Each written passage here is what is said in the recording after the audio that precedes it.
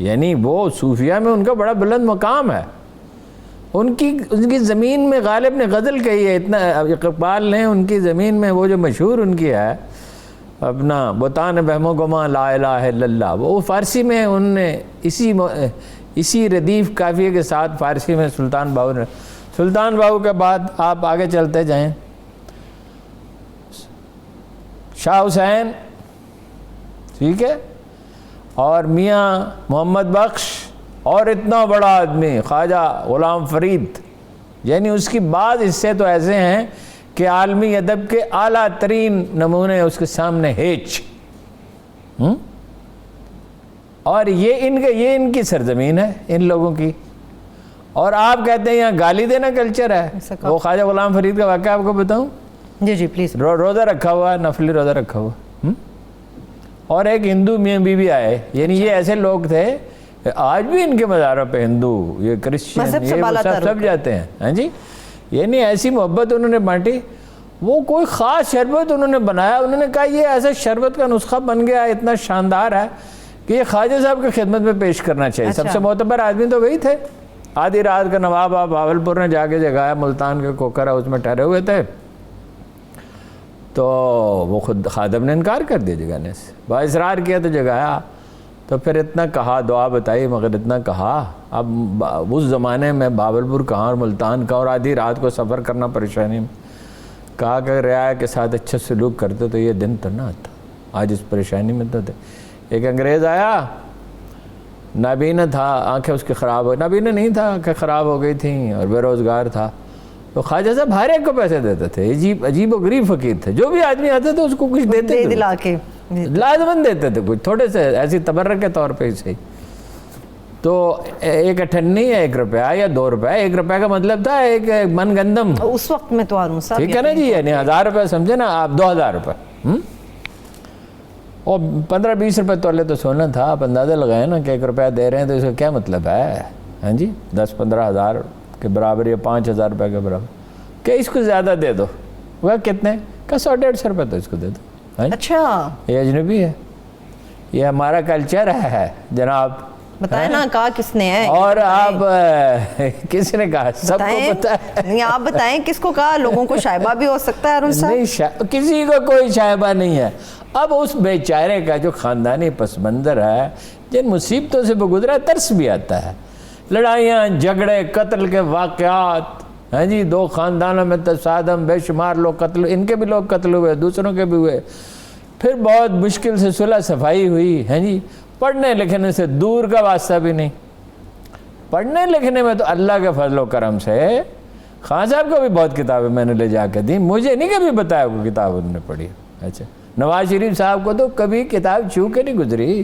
سجائی بہت ہوتی تھی انہوں نے, اکثر انٹرویو وغیرہ چیزیں آتی تھی تو کافی کتابیں سجائی بھی ہوتی تھیں. اچھا, سجائی ہوتی تھی. چلو یہ بھی غنیمت ہے, اچھا ہے, چلو یہ شعور تو ہے کہ سجی ہوئی ہو. کتاب پڑھتے ہی نہیں ہیں. شہباز شریف صاحب نے ایک دفعہ مجھ سے کہا مجھے سوچنے کے لیے وقت نہیں ملتا.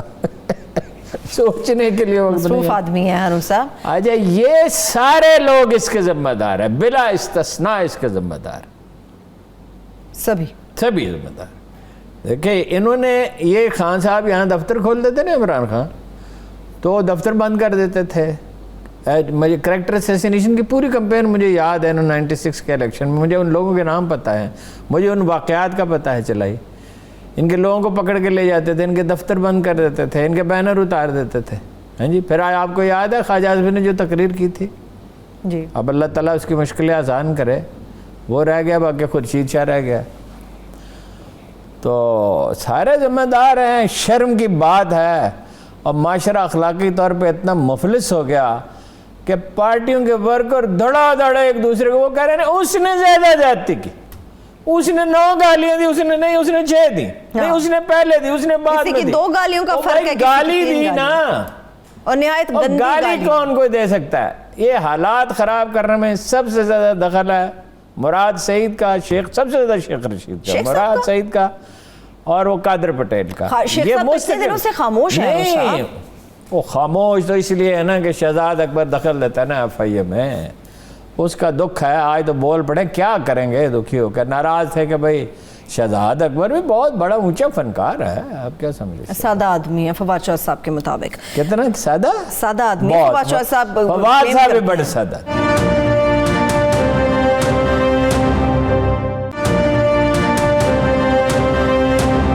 شہباز شریف صاحب کی آپ نے بات کی, وہ ان کی دوڑ کہاں تک پہنچی؟ دوڑے چلے جا رہے ہیں ابھی تک یا کہیں رکیں گے؟ گوڈے ڈھونڈ رہے ہیں. کس کے؟ کسی کے بھی جو مل جائے, گوڈے مل جائے اس کو ہاتھ لگے. ان کا خیال ہے گوڈے چھو چھو کے, ہاں جی, گھٹنوں کو ہاتھ لگا لگا کے اسی طرح ایک دفعہ وزیر اعظم بنوں, پھر بھتیجی سے بھی نمٹ لوں گا. اچھا, کیا کسی نے کہا تھا کہ اماں میں تھانے دار بن گیا تو سب سے پہلے تم سے نمٹوں گا. ان کی خواہش ہے کہ اس کا پتہ چاچے کا پتہ صاف کریں, اس کی خواہش ہے ان کا کریں. ٹھیک ہے, خاندانوں میں اختلاف ہو. دیکھیے وہ چابی نواز شریف کے پاس ہے, اور مسئلہ ہے گارنٹی کا. گارنٹی کون دے گا؟ سعودی عرب کو بھی یاد ہے ناراض, سعودی عرب ایسے ترجیح دے گا. عمران خان سے ناراض ہے سعودی عرب, آپ کو بتا دوں, کوئی زیادہ خوش نہیں ہے, بلکہ زیادہ صحیح الفاظ کے زیادہ خوش نہیں ہے. اچھا, وہ ترجیح دیں گے نواز شریف کو. ٹھیک. امریکہ اس معاملے میں دخل دینا نہیں چاہتا, ہمیشہ برطانیہ اس میں. پچھلی دفعہ تو تھا اس نے, کون تھا, کلنٹن تھا, کون تھا, اس نے دی تھی ضمانت, حریری تھا اس میں, کوئی سعودی عرب والے بھی تھے. طے یہ ہوا تو سعودی عرب میں چلے جائیں.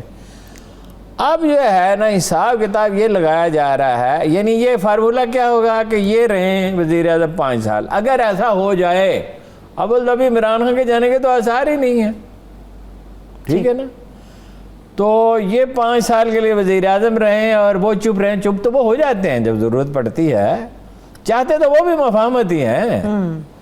اس نے کہا نہیں ہماری محترمہ مریم نواز نے کہ بھائی مفاہمت بھی تب ہوگی جب دباؤ ہوگا. ہاں جی, تو وہ باہر رہیں اور وہ بھی باہر رہیں تو یہ 5 سال کے لیے بن جائیں. ٹھیک ہے, یاد ہے آپ کو. لیکن یہ اس کا گارنٹر اگر کوئی ہوا اچھا تو برطانیہ. اچھا, برطانوی ہائی کمشنر کی آج ملاقات بھی ہوئی ہے باجوہ صاحب سے. جی, وہ ملاقاتیں تو سب کے ساتھ ہوتی رہتی ہیں. اچھا, وہ گارنٹر ہوگا برطانیہ. مال و جائیداد وہاں ہے, سٹیکس وہاں ہیں, وہ اس پوزیشن میں ہیں. دیکھیں نا, وہ تو سعودی عرب میں 10 سال کا معاہدہ ہوا تھا, تو پھر بعد میں وہ انہوں نے کہا کہ بھئی جب محترمہ وہ آ گئی ہیں بے نظیر تو ان کو بھی جانے دو. بلکہ وہ عجیب واقعہ ہوا تھا, 2 واقعات ہوئے تھے, مجھے اچھی طرح یاد ہے. تو میں نے رپورٹ کیے تھے. ایک تو عرب قبائلی سردار اپنے گھروں سے نکلے اور ان اپنی بڑی بڑی گاڑیوں میں بیٹھ کے انہوں نے ریاض کا رخ کیا, اور انہوں نے کہا کہ وہ خاتون جو ہے, آپ کو پتہ ہے نا کہ پیپلز پارٹی سے ان کا ایک تعصب ہے, اس کی وجہ بھی معلوم ہے. زلفی بخاری پہ بھی انہوں نے اعتراض کیا تھا کہ اگر وہ خاتون ہیں وہاں پہنچ گئی ہیں پاکستان تو نواز شریف کیوں نہیں. دوسرا, یہاں سے سعودی سفیر نے خط لکھا تھا کہ آج حالت یہ ہے, وہ جو آ گئیں اور نواز شریف وہاں پابند ہے, آج اگر کوئی پاکستانی مجھے اغوا کر لے تو مجھ پہ رونے والا کوئی نہیں ہوگا. خیر ایسی نوبت تو ظاہر آنی نہیں تھی. اب تعلقات بہتر رہے ہیں, اب تو تیل کی بات بھی ہو رہی ہے ڈیلیڈ پیمنٹ پہ. اچھا, اس لیے کہ تیل کا خطرہ ہے $70 سے $100 پہ جانے. لیکن اگر سستا ملے ہارون صاحب تو کیا لے لینا چاہیے, انہیں سٹور کرنا چاہیے, کچھ کرنا چاہیے حکومت کو. اس میں کوئی سوچنے کی بات ہے, پتہ نہیں سٹور کرنے کے پچھلے دفعہ بھی کتنا سوچا تھا انہوں نے تیل کہاں وہ ہم تو کہتے رہے کہ 30-35 بیرل پہ آ گیا, ڈالر پہ آ گیا, جب تو خرید لیں, جتنا خرید سکتے ہیں, اور گیس کے جتنے معاہدے کر سکتے ہیں کر لیں. ٹھیک. لیکن تو بابر ندیم سے تو بڑے عظیم مفکر اور دانشور تھے. مفکر اور دانشور خان صاحب کا بس بہت ہیں. ہاں جی, وہ تو ماشاءاللہ بہت سارے ہیں. ہارون صاحب پرسوں بھی کچھ مفکر ملے تھے, پوچھ رہے تھے ہارون رشید کا کیا حال ہے. بس ایک ہی مفکر ہے ترین صاحب جو سنے نہیں آپ نے, ہارون رشید کا کیا حال ہے, کیا کہتا ہے. جہانگیر ترین وہ ایک آدمی گیا, اس نے شکایت کی کہ جی یہ کیا ٹکٹ دے دیا ہے اپنا سیالکوٹ میں. اچھا, وہ تو کافلی کی فیملی ہے ساری.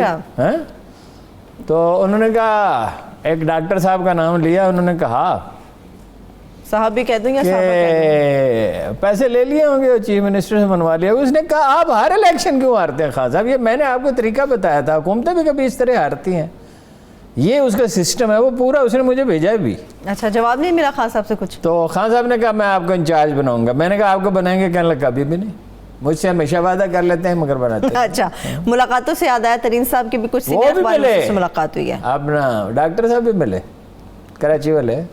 اچھا ٹھیک ہے, انہوں نے کہا بڑی طویل ملاقات ہوئی, 3 منٹ کی ملاقات. ان کے لیے ممکن ہے طویل 3 منٹ طویل ہو سکتے ہیں. 3 منٹ کوئی زیادہ مشکل تھے اس لیے بہت لمبے بہت لمبے رہ گئے. مگر وہ دیکھو انہوں نے اسمبلی کے اجلاس میں وہ نہیں گئے اور انہوں نے صاحب کہا میں اس کو بھی ناپسند کرتا ہوں وزیر خزانہ کو اس وزیر خزانہ کو. اب موقع ایسا ہے ارون صاحب, بجٹ کے حوالے سے چیزیں آ رہی ہیں جو سامنے ہر بندہ اپنا سودا بیچ رہا ہے. یہ آپ کو پیسے جو ہیں الاٹ ہوئے نا اس دفعہ جی سب سے زیادہ کاف لیگ والوں کو نہ کرے, پھر نہ کیا کرے 100% کنفرم ہے. وہ آپ نے خبر نہیں پڑی مالیہ جو ہے وہ کیا روک دیا. کیوں روکا بزدار صاحب؟ وہ روک دیا. بزدار صاحب نہیں روکا, علیم خان نے روکا. علیم خان نے واویلا کیا. علیم خان نے کہا لے دے کے کسان خوش ہیں ہم سے, لے دے کے. اب ان کو ناراض کرنے کا آپ نے تیار کر لیا. حالانکہ یہ زیادہ اضافہ نہیں تھا, بہت زیادہ 150 روپے کا اضافہ تھا, مالیے میں تھا میرا خیال, یا بیانے میں تھا. وہ اس نے کہا اچھا علیم خان صاحب خوش نہیں ہے. علیم خان صاحب اجلاسوں میں جاتے نہیں, 3 میں سے 1 میٹنگ میں جاتے ہیں. گروپ ان کا بھی انٹیکٹ ہے, گروپ انہوں نے اپنا بنا رکھا ہے.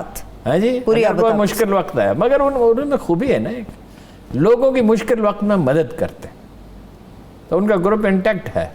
مگر وہ بہت سخت بددلی کا شکار ہیں, ادھر ادھر سے ان سے رابطہ بھی کیا. ترین صاحب کے بھی تو حالات اتنے اچھے نہیں ہیں, ان کی ملاقات کتنی طویل رہی سینئر اخبار نویسوں کے ساتھ. ترین صاحب کے حالات تو بہت اچھے ہیں. ترین صاحب کو کیا پرابلم ہے جی؟ انہوں نے جرنلسٹوں کو بھی بلایا, آج ان کے کسی دوست نے بلایا تھا ویسے. اچھا, تو انہوں نے کہا کہ کیا لایا عمل ہے؟ انہوں نے کہا جو سلوک ہمارے ساتھ کیا جائے گا ویسا لایا عمل ہوگا. ابھی جو حالات ہیں ارون صاحب, تحریک چلے گی کوئی کہ نہیں؟ کون سی تحریک ہے؟ ابھی حالات ایسے بن گئے ہیں, کون چلائے گا؟ جو دمدار طریقے سے باتیں کر رہے ہیں اس کا. وہ تو ایک تو بیٹھے ہوئے لندن میں. مجھے آج کی تقریروں کے بعد ایسا محسوس رہا بلاول بھٹو لیڈ کریں گے ارون صاحب. بلاول مانے میری بات آپ, اور بلاول بھٹو میں وہ انگریڈینٹس ہی نہیں ہیں جو پاپولیرٹی کے لیے درکار ہوتے ہیں. اور بلاول بھٹو نے دیہی سندھ کے معاملے پہ اتنی مبالغہ آرائی کی, اتنی مبالغہ آرائی. سندھ کا پانی پی گئے جو سفید جھوٹ ہے, سندھ کا بجٹ کھا گئے جو سفید جھوٹ ہے.